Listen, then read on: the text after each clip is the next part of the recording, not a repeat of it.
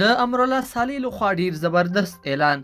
صالح د افغان پوځ الوتکو په اړه څه اقدام وکړ، تازه یې څه ویلي دي، طالبانو ته څنګه ماته ورکوي، جزئیات ویډیو کې وګورئ او چینل سبسکرایب کړئ. السلام علیکم لیدونکو، ستړي مه شئ. صالح وایي طالبان ماتو، الوتکې به یوازې د پوځ په خدمت کې وي.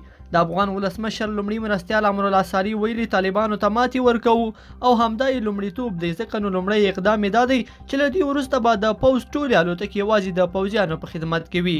ښاغلي امرالله صالح پر خپله فیسبوک پاڼه باندې لیکلي چې له دې وروسته به د پوځ الوتکې او چورلکې یوازې د افغان ځواکونو په خدمت کې وي او د یو غوره او مسلکي تصمیم له مخې غیر نظامي او غیر ضروري اشخاص نشي کولی له دې الوتکو څخه نوره استفاده وکړي. صالح په ګوته کړه چې اوس مهال لومړیتوب د طالبانو ماتول او د افغان ځواکونو څخه ټول شموله ملاتړ دی چې باید کار پرې وشي.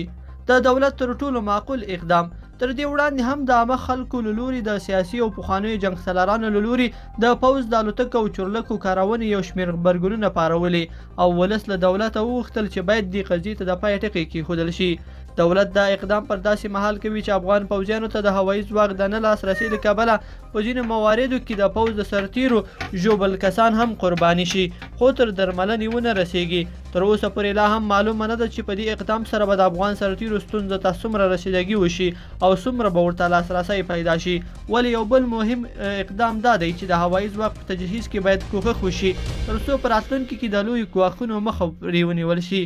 وروستۍ مرسته امریکا د افغان ولسمشر له سفر سره هم مهاله د افغانستان هوایي ځواک سره د 40 الوتکو او بلک هاک چورلکو مرسته اعلان کړه چې په راتلونکي کې به افغانستان ته ورکول شي. شنونکي وایي د دې مرستې په ورکړې سره د افغان هوایي ځواک ظرفیت به نور هم لوړ شي او به کولی شي د ګواښونو په وړاندې ځواب ویونکي واوسیږي. افغان پوځ اوس تر یوې کچې د پخوا په پرتله مجهز شوی او کله کله په جګړه ییزو حالاتو کې له ځمکنیو قواوو سره مرسته کوي او په ځینې حالاتو کې ښه هم تمامیږي. لیدونکو په دې هیله چې دا مطلب مو تر پایه لیدلی وي، که مو دغه ویډیو خوښه شوې ویډیو لایک کړئ او چینل سبسکرایب کړئ. تر بیا ښه وخت.